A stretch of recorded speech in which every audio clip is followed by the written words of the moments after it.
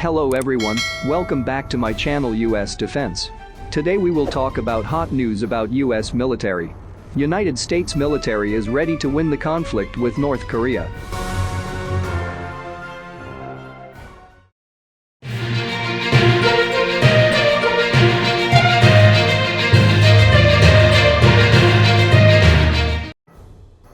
America would need to sweep the skies of enemy fighters, not a difficult prospect considering the decrepit state of the North Korean Air Force.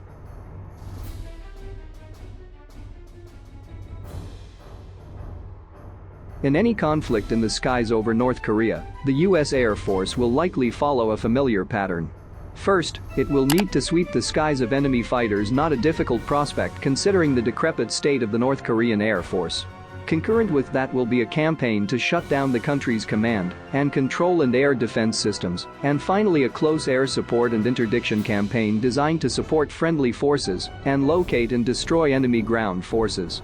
Here are 5 weapons systems the Air Force would need for these missions in the next war in North Korea.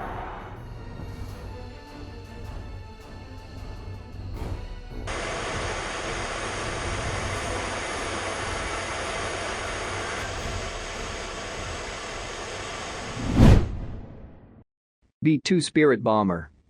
North Korea's air defenses are dense but outdated, relying on anti-aircraft guns and, with the exception of a S-300 long-range SAM knockoff, fairly obsolete. Despite their obsolescence, most aircraft would need careful planning to avoid being shot down. The B-2 Spirit bomber, being stealthy, would have relatively little to fear from North Korean defenses. The B-2 combination of stealth, payload, and range would make it one of the first weapons to be used early in a war scenario, chasing down the DPRK leadership.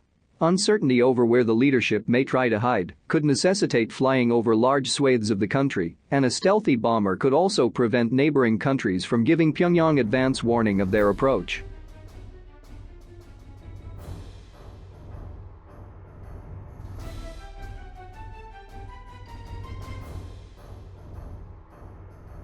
One arrow in the B-2 quiver that makes it particularly relevant is the Massive Ordnance Penetrator, or MOP. The 20-foot-long, 30,000-pound bomb can reportedly penetrate up to 60 feet of concrete or 200 feet of earth, making it the most effective non-nuclear weapon against North Korean underground facilities. A B-2 bomber can carry 2 MOP bombs at once.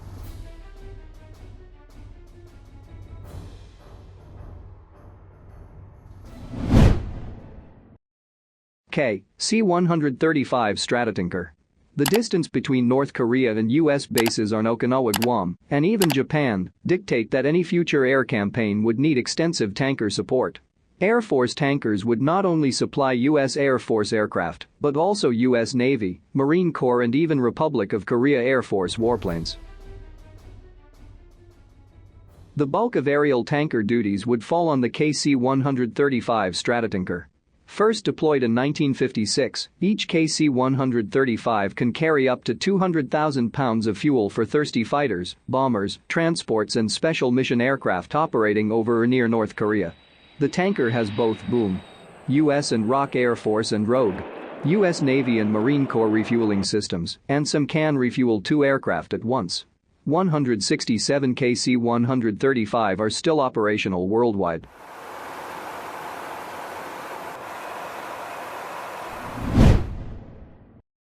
C-130J Hercules. North Korea will be a difficult country to get into, and one of the first things Allied forces on the ground would do is begin securing North Korean airports and military airfields to bring in supplies and reinforcements. These facilities could sustain destruction in a war that might prevent most aircraft from using them until Air Force Red Horse engineering units arrive to repair the damage.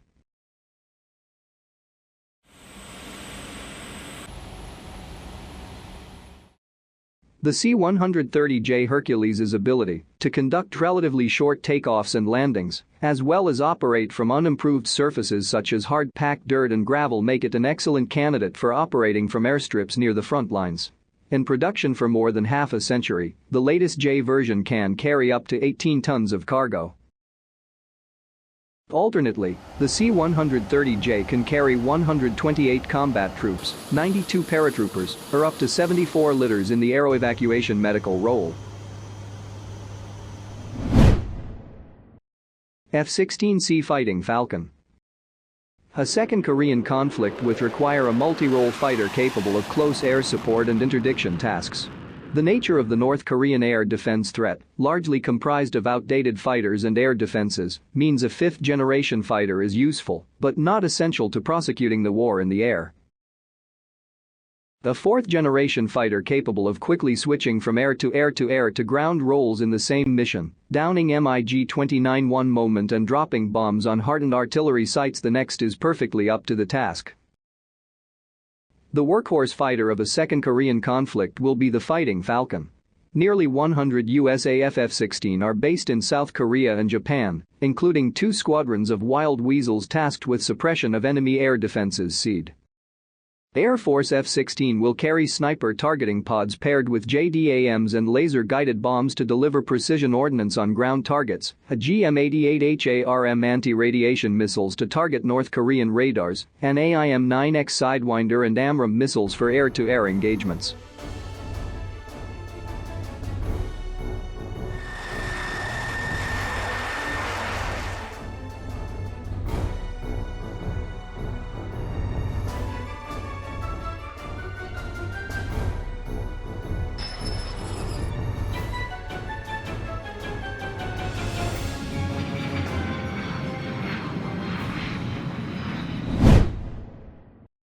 RQ-4 Global Hawk.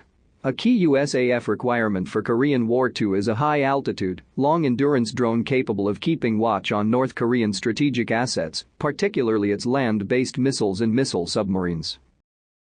A persistent intelligence, surveillance, and reconnaissance ISR capability will allow the United States to hunt down mobile missile systems stashed in valleys, hillsides, and built-up areas, handing off targeting information to other forces. The RQ-4 Global Hawk is ideally suited to the role.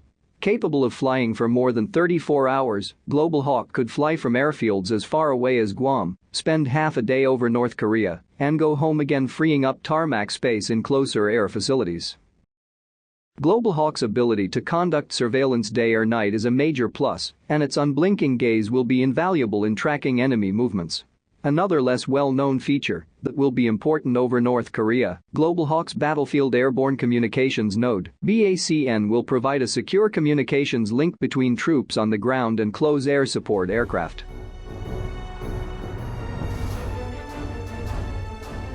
Thank you for watching. I hope you enjoy the video. See you on the next video. Don't forget to like, comment, subscribe and share this video. See you only at US Defense.